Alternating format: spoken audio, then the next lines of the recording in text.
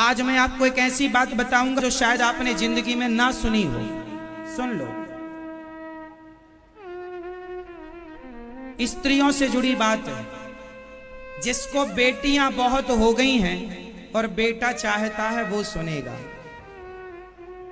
आप सब सुनिएगा, सबके काम की बात। देखिए हमारा शास्त्र कितना साइंटिफिक है। ये बातें लाखों साल पहले लिख दी गई थी।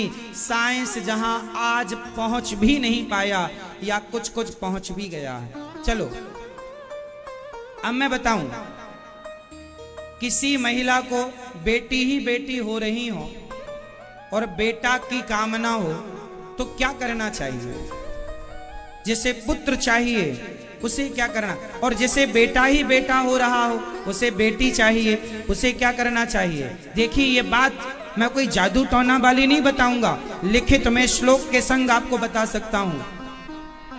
कहां लिखा है ये भी बता सकता हूं। शास्त्र कह रहे हैं, ये बात मेरी नहीं है, शास्त्रों की है। और कितनी गहरी बात है, मैं अभी इस बात को बताकर इसको साइंस से भी मैच करूंगा, समझिएगा।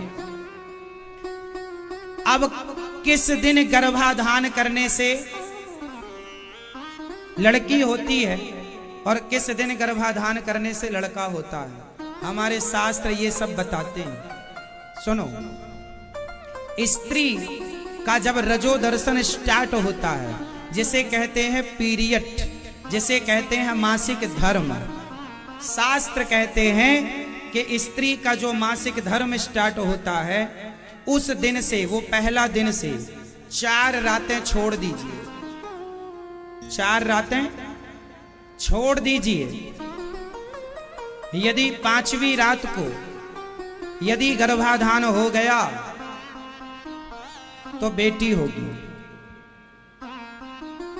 5 मतलब संख्या विषम, 5 मतलब संख्या विषम, और 6ठी रात को गर्भाधान हुआ तो बेटा होगा।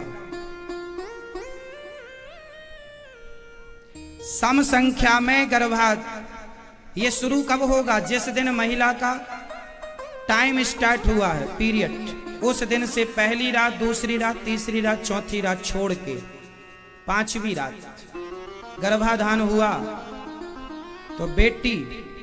6ठी रात हुआ बेटा, 7वीं रात हुआ बेटी, 8वीं रात हुआ बेटा, 9वीं रात हुआ बेटी, 10वीं रात हुआ बेटा, 11वीं रात हुआ बेटी, 12वीं रात हुआ बेटा, सिर्फ 12। मासिक धर्म स्टार्ट होने से 16 दिन, जिसमें 4 दिन तो अशुद्धि के छोड़ दीजिए, बचे 12। इन 12 दिन में ही संतान उत्पन्न होने का विशेष समय होता है। ऐसा हम नहीं, शास्त्र कह रहे हैं। अब देखिए, शास्त्र ये सम संख्या में लड़का और विषम संख्या में, समझ लो, काम आएगा भविष्य में। सम संख्या में गर्भाधान क्या देगा? बेटा। और विषम संख्या में गर्भाधान क्या देगा?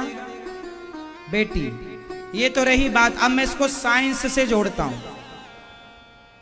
साइंस कितनी गहरी है समझिएगा। लड़की, स्त्रियां जब मासिक धर्म से 4 दिन बाद जब वो बाहर निकलती हैं, अर्थात जब वो उनका मासिक धर्म समाप्त होता है, उसके बाद जो पहला दिन होता, जैसे 4 दिन स्त्री शुद्ध हो गई और 5वां दिन, पहले 5वां दिन है, उस दिन उसके शरीर में वह तत्व तैयार होंगे जिससे पुरुष का संयोग होने से कन्या ही जन्म लेगी। कन्या के विषाणु तैयार होंगे और दूसरे दिन मतलब 6ठे दिन पुरुष तैयार हो जाएगा, मतलब पुरुष के विषाणु। ये फसल में भी होता है मैया, मादा पुरुष, ये सब चीजें पूरी सृष्टि इसी थ्योरी पर टिकी हुई है। पूरा संसार इसी पर टिका हुआ है। वो स्त्री के अंदर ही क्षमता होती है कि वो स्त्री रूप में एक्सेप्ट करेगा उसका।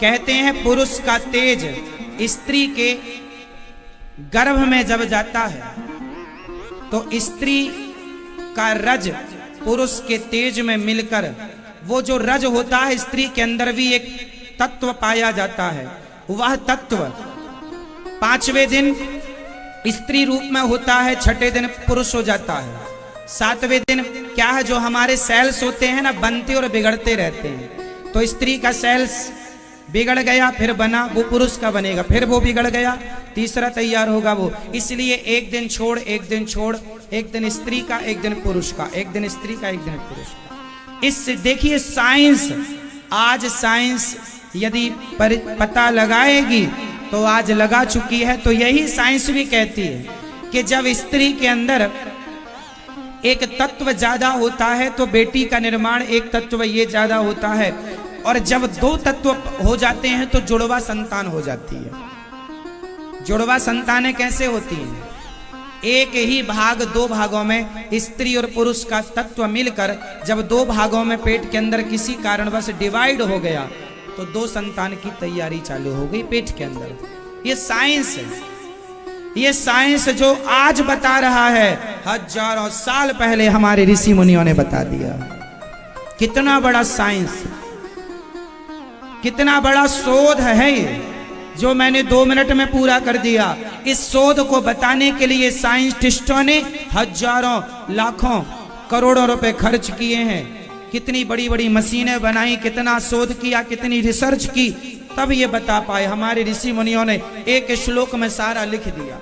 क्यों? शोध करके, यूं हवा में नहीं लिख दिया, शोध करके लिखा।